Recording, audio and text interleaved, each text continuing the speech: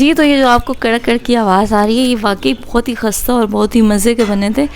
तो मैंने इसमें क्या डाला कि मैं आज आपको इस वीडियो में बता ही देती हूँ, क्योंकि इतने मज़े के बने थे कि मेरा दिल कर रहा था मैं आप लोगों के साथ भी शेयर करूँ।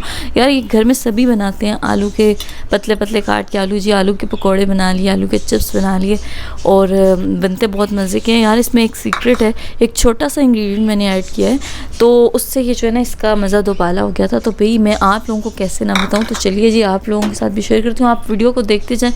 वही सादे से इंग्रेडिएंट्स हैं, हरा धनिया ले लिया, हरी मिर्ची ले ली, ज़ीरा, नमक, मिर्च, दड़ा मिर्ची, ये सब कुछ वही है, बेसन ले लिया, ठीक है। लेकिन इसमें एक जो चीज़ ऐड करनी है वो आपको नज़र आएगी, होगी चावल।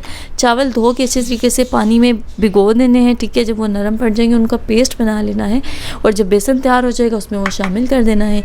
और उसके बाद क्या करना है, एक एक आलू का चिप्स उठाते जाना है और उसको जो है वो डिप करके फ्राई करते जाना है। तेज़ आंच रखिएगा स्टार्ट में और फिर थोड़ी सी लो कर दीजिएगा। इस तरीके से आपने फ्राई करने हैं।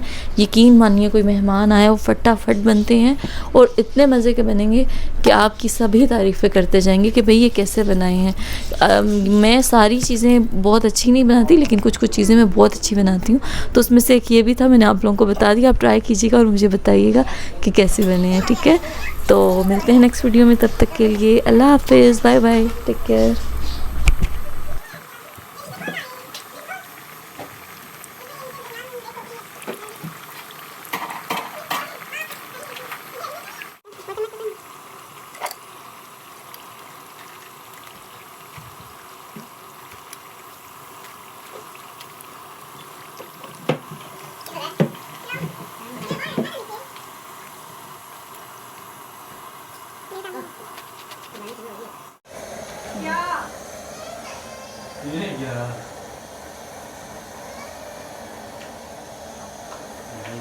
नमक डाल रहे हैं आप बीच में, चाट में लेनी है, पकड़ के रखना आप ही